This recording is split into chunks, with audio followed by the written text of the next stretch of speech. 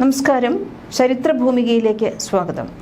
ഇന്ന് ക്രിസ്മസിനെ കുറിച്ചാണ് പറയുന്നത്. മറിയം തൻ്റെ കടിഞ്ഞൂൽ പുത്രനെ പ്രസവിച്ചു. പിള്ളക്കച്ച കൊണ്ട് പൊതിഞ്ഞ് അവനെ പുൽത്തൊട്ടിയിൽ കിടത്തി. കാരണം സത്രത്തിൽ അവർക്ക് സ്ഥലം ലഭിച്ചില്ല. ലൂക്ക 2:7. ലോകമെമ്പാടുമുള്ള ജനങ്ങൾ കൊണ്ടാടുന്ന ഒരു ആഘോഷമായി ക്രിസ്മസ് ഇതിനകം മാറിക്കഴിഞ്ഞു. കരോളും ആശംസാ കാർഡുകളും ക്രിബുമൊക്കെ ഏറെക്കുറെ ജനകീയമായി മാറിക്കഴിഞ്ഞിട്ടുണ്ട്. നമ്മൾ ഇന്ന് കാണുന്ന പുൽക്കൂടിനും ക്രിസ്മസ് ട്രീക്കും സാന്താക്ലാസിനുമൊക്കെ പിന്നിൽ രസകരമായ ഓരോ ചരിത്രമുണ്ട്. പുൽക്കൂടിന്റെ ചരിത്രത്തിൽ നിന്ന് തന്നെ നമുക്ക് തുടങ്ങാം. വിവിധ നിറത്തിലും രീതിയിലും വലിപ്പത്തിലുമൊക്കെയുള്ള പുൽക്കൂടുകൾ ഇന്ന് മാർക്കറ്റിൽ ഇഷ്ടം പോലെ ലഭ്യമാണ്.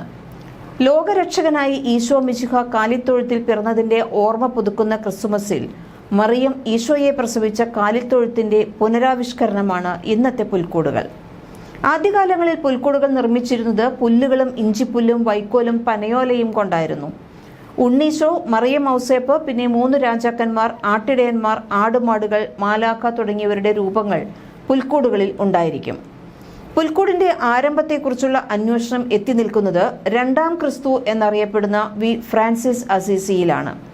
ക്രിസ്തുവർഷം 1233 ക്രിസ്തുമസിന് 15 ദിവസം മുമ്പ് ഇറ്റലിയിലെ ഗ്രോച്ചോ എന്ന ഒരു ചെറു പട്ടണത്തിലെ ഒരു ഗുഹയിലാണ് ആദ്യമായി ഒരു കാലിത്തൊഴുത്ത് തയ്യാറാക്കിയത് എന്ന് വിശുദ്ധ ഫ്രാൻസിസിന്റെ ആദ്യത്തെ ജീവചരിത്രകാരൻ തോമസ് ചെലാനോ രേഖപ്പെടുത്തിയിട്ടുണ്ട്. ആ പട്ടണത്തിൽ അടുത്തു പരിചയമുള്ള ജോൺ എന്നൊരാളോട് ഫ്രാൻസിസ് ആവശ്യപ്പെട്ടത് ഈശോ പിറന്ന ബെത്ലഹേം കുന്നിൽ അവൻ എത്രത്തോളം സൗകര്യക്കുറവുകൾ സഹിച്ചാണ് പിറന്നത് എന്ന് മനസ്സിലാക്കുന്ന രീതിയിൽ ജീവനുള്ള കാളയും കഴുതയുമുള്ള ഒരു കാലിത്തൊഴുത്ത് ഒരുക്കാനാണ്. മേരിയും ഉണ്ണിയും ഔസേപ്പും ഇടയന്മാരും മാലാഖമാരുമുള്ള ഒരു പുൽക്കൂട് ഗ്രോച്ചോ ഗുഹയിൽ പുനരാവിഷ്കരിക്കണമെന്നും ഉണ്ണിയേശുവെ വൈക്കോലിൽ കിടത്തണമെന്നുമാണ് അദ്ദേഹം ആവശ്യപ്പെട്ടത്. വിശുദ്ധൻ ആവശ്യപ്പെട്ടത് പ്രകാരമുള്ള എല്ലാ സംവിധാനങ്ങളും വിശ്വസ്തനായ ആ സ്നേഹിതൻ ഗുഹയിൽ ഒരുക്കി. ക്രിസ്തുമസ് രാത്രിയിൽ തന്റെ സഹോദരങ്ങളും ഗ്രോച്ചോയുടെ വിവിധ ഭാഗങ്ങളിലെ കൃഷിയിടങ്ങളിലുള്ളവരും സകുടുംബം ഗുഹയിലെത്തി. അവർ പൂക്കളും വിളക്കുകളുമായി ആ ക്രിസ്മസ് രാവിനെ കൂടുതൽ ഭംഗിയുള്ളതാക്കി. ഫ്രാൻസിസ് സ്ഥലത്തെത്തിയപ്പോൾ ഗുഹയിൽ വൈക്കോലും കാളയെയും കഴുതയെയും കണ്ടു.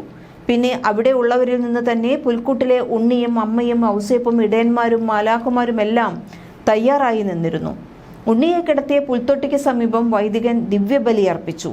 മനുഷ്യാവതാരവും ദിവ്യകാരുണ്യവും തമ്മിൽ ബന്ധിപ്പിക്കുന്ന ചരിത്ര സംഭവം തന്നെയായി മാറി അത്. ഗ്രേച്ചോയിൽ പ്രതിമകൾ ഇല്ലായിരുന്നു. അവിടെ ഉണ്ടായിരുന്നവർ എല്ലാം ജീവനോടെ തന്നെയാണ് തിരുപ്പിറവിയുടെ രംഗം പൂർണ്ണമായും പുനരാവിഷ്കരിച്ചത്. വിശുദ്ധ ഫ്രാൻസിസ് തിരുപ്പിറവിയുടെ രംഗം ആദ്യമായി പുനരാവിഷ്കരിച്ച സ്ഥലം മധ്യ ഇറ്റലിയുടെ ആൽപൈൻ കുന്നിൽ ചെരുവിൽ മഞ്ഞു പുതച്ചു കിടക്കുന്ന ഗ്രേച്ചോ പട്ടണം ആത്മാവിന് അഭയമാകുന്ന പുണ്യസ്ഥാനമാണ് ഇന്ന്. കൂടുതൽ കഥകളുമായി വീണ്ടും വരാം. ഇവിടെ പറയുന്ന ഓരോ കഥകളും ചരിത്രങ്ങളും നിങ്ങളിലേക്ക് എത്രയും പെട്ടെന്ന് തന്നെ എത്തുവാൻ ഈ ചാനൽ ഒന്ന് സബ്സ്ക്രൈബ് ചെയ്യൂ.